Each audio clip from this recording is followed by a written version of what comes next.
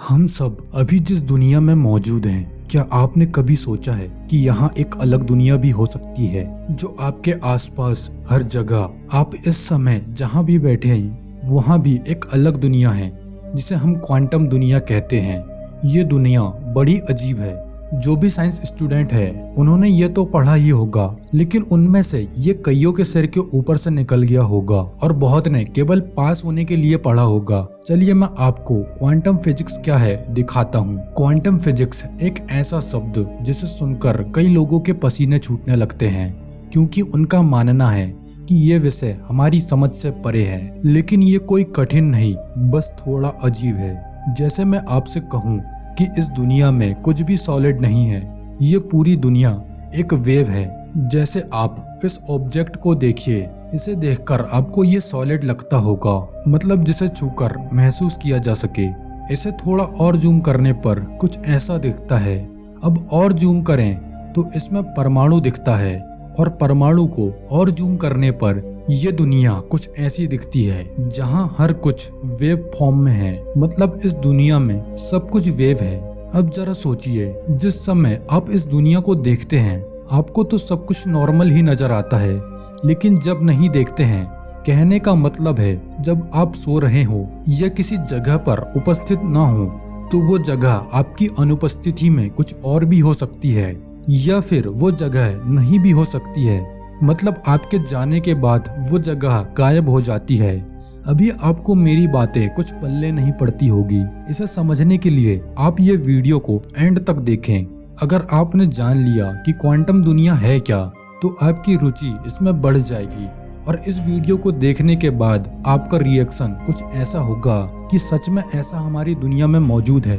तो फिर चलिए आज मैं आपको बताता हूँ क्वांटम फिजिक्स की अद्भुत दुनिया के बारे में। नमस्कार दोस्तों, मैं हूँ आपका अपना हरी, और एक बार फिर उपस्थित हूँ एक नई वीडियो लेकर। चलिए सबसे पहले जानते हैं कि क्वांटम फिजिक्स है क्या। What is quantum physics? Molecule, atom, electron, proton, ये सब हम बचपन से पढ़ते आ रहे हैं, जिनके बारे में हम ये जानते हैं कि ये बहुत ही छोटे और सूक्ष्म आकार के होते हैं। और ये माना भी जाता था कि एटम यानी परमाणु इस ब्रह्मांड की सबसे छोटी चीज है। लेकिन मैक्स प्लांक ने 1900 में ब्लैक बॉडी रेडिएशन का एक्सपेरिमेंट किया, जिसमें उन्होंने कुछ अजीब देखा। अब तक यही माना जाता था कि प्रकाश सिर्फ तरंग से मिलकर बना होता है, लेकिन प्लांक ने देखा कि प्रकाश उसके प्रयोग में एक पार्टिकल की तरह बर्ताव कर रहा था। प्लांक ने अनुमान निकाला कि प्रकाश पूरी तरह से ऊर्जा का न बना होकर छोटे छोटे ऊर्जा के भाग से बना हुआ होता है, जिसे उन्होंने क्वांटा नाम दिया। जिसके बाद दुनिया के सामने साइंस का एक और नया रूप आया, जिसे हम क्वांटम फिजिक्स कहते हैं। इसके बाद कई वैज्ञानिकों ने क्वांटम फिजिक्स में भाग लिया और कई खोजें की। इनमें प्रोटॉन, इलेक्ट्रॉन भी हैं जो परमाणु के अंदर होते हैं। यही पदार्थ का सबसे छोटा हिस्सा होता है। इनके बाद न्यूट्रॉन, पॉजिट्रॉन, फोटॉन जैसे कणों की भी खोजें हुई। जब इन कणों पर रिसर्च की गई तो इनका बर्ताव कुछ अजीब था। इतने छोटे लेवल पर फिजिक्स के नॉर्मल नियम काम नहीं करते थे, जिसके लिए इस लेवल की अलग थ्योरी बनी। एक मॉडल बनाया गया जिसे स्टैंडर्ड मॉडल नाम दिया गया। परमाणु के बाद के इन्हीं सूक्ष्म कणों की दुनिया को क्वांटम फिजिक्स कहा जाता है।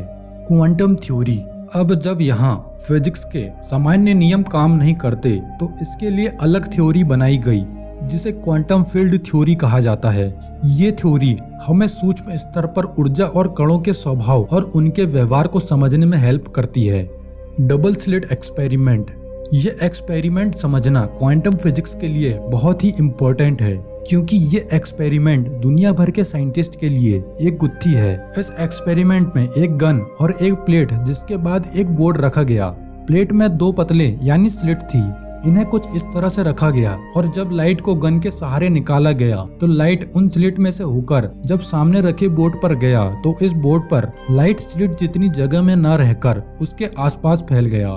इससे ये समझ आता है कि लाइट का नेचर एक वेव यानी तरंग जैसा है। यदि लाइट पार्टिकल होता तो वो सिर्फ स्लिट जितनी जगह पर दिखता, तो यहाँ से ये माना जाने लगा कि लाइट एक वेव है। लेकिन बाद में मैक्स प्लैंक ने बताया कि लाइट एनर्जी से नहीं बल्कि एनर्जी के छोटे छोटे बंडलों से बना है, और उनके एक्सपेरिमेंट ने ये बताया कि लाइट एक पार्टिकल के जैसा रिएक्ट करता है। इसी वजह से डबल स्लिट एक्सपेरिमेंट को दोबारा किया गया, लेकिन तब भी परिणाम वही मिले जो पहले मिले थे, मतलब कि प्रकाश तरंग की तरह ही दिखा। इसके बाद जब एक बार और इस एक्सपेरिमेंट को किया गया, लेकिन इस बार ऑब्जर्वर को रखा गया जो निकलने वाले लाइट को यहीं से देख सके। जब ऐसा किया गया तो इसका रिजल्ट सबको चौंकाने वाला था, क्योंकि इस बार बोर्ड पर लाइट वेव की तरह नहीं बल्कि कण यानी पार्टिकल की तरह दिखा। वो आसपास ना फैलकर सिर्फ स्लिट जितने भाग पर दिखा, और जब ऑब्जर्वर को हटाया गया तो लाइट फिर से वेव की तरह रिएक्ट करने लगा। जब हम प्रकाश के उन क्वांटम कणों को नहीं देख रहे होते हैं तब वो तरंग थे, लेकिन जब हम उनको देखने जाते हैं तब वो कण बन जाते हैं। अब इस एक्सपेरिमेंट को एक लेवल और ऊपर लेके गए। इस बार इलेक्ट्रॉन जो कि सबसे छोटा कण है उसे एक एक करके स्लिट से निकाला गया, लेकिन इस बार ऑब्जर्वर नहीं रखा गया। इस बार सेम वही रिजल्ट निकलकर सामने आया। सिर्फ एक पार्टिकल को प्लेट के स्लिट में से निकालते हैं तो वो तरंग की तरह कैसे बर्ताव करता है। ऐसा तभी हो सकता है जब वो कण एक से ज्यादा हो, मतलब कि एक ही कण एक साथ कई जगहों पर मौजूद हो। लेकिन एक ही पार्टिकल एक से ज्यादा जगहों पर कैसे हो सकता है? ये हमारी दुनिया में होना नामुमकिन है, लेकिन क्वांटम दुनिया में ऐसा होता है। एक समय पर दो जगह होना, यानी आप अभी अपने घर पर भी हैं और ऑफिस में भी, एक साथ दोनों जगह मौजूद है। या ऐसा भी हो सकता है कि मतलब आप ऑफिस तो जा रहे हो, लेकिन वो ऑफिस तब तक है जब तक आप ऑफिस में हैं। जैसे ही आप वहां से जाते हैं तो वो कुछ और ही बन जाता है या गायब हो जाता है। ये एक्सपेरिमेंट तो यही कहता है। खैर, इस एक्सपेरिमेंट ने हमको ये बताया कि ये दुनिया सच में हमारी समझ से परे है ना कुछ अजीब सी दुनिया। ये कोई अलग वर्ल्ड नहीं, ये हमारी ही दुनिया है। हमारे आसपास सब कुछ जो हम देख रहे हैं, छू रहे हैं, बस ये समझिए कि आज हम इस दुनिया को थोड़ा जूम करके देख रहे हैं। अब चलते हैं दूसरे एक्सपेरिमेंट में।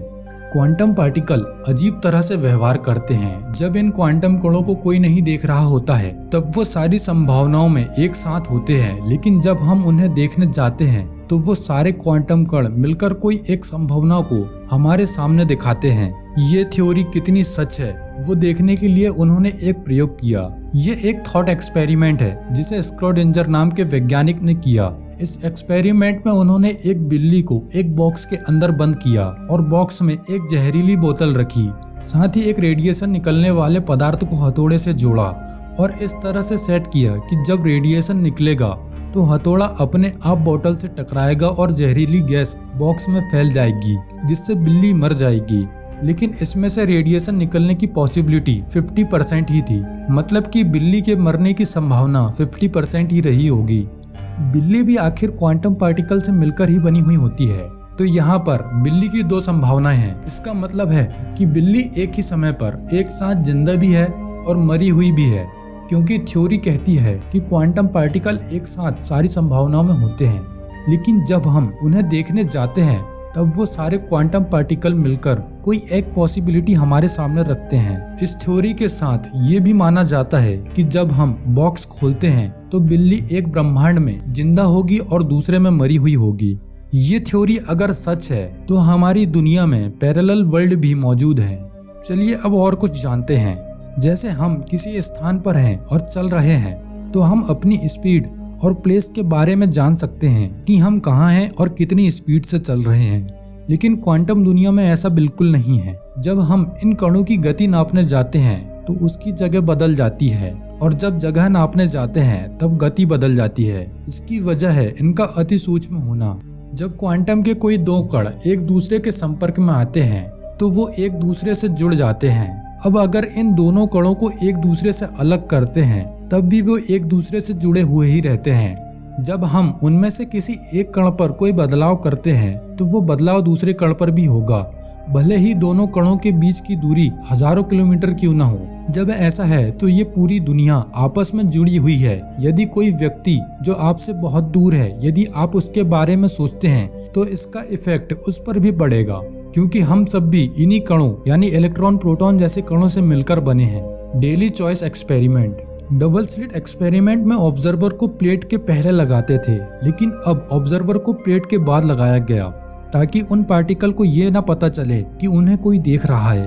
लेकिन इसका परिणाम भी सबको चौंकाने वाला था। ऑब्जर्वर का इस बार प्लेट से कोई संपर्क नहीं था। इस बार लाइट यदि वेव फॉर्म में स्लिट से निकला तो उसे बोर्ड पर वेव की तरह ही जाना चाहिए, लेकिन लाइट पार्टिकल के जैसे बोर्ड पर गिरा।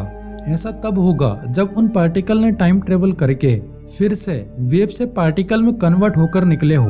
और यदि ये टाइम ट्रेवल कर सकते हैं तो हम भी कर सकते हैं, क्योंकि हम भी इन्हीं पार्टिकल से बने हैं। आपने मार्वल की मूवीज में ऐसा होते हुए देखा होगा।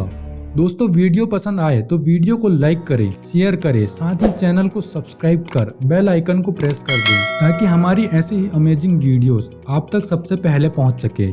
मिलते हैं अगली वीडियो में। धन्यवाद।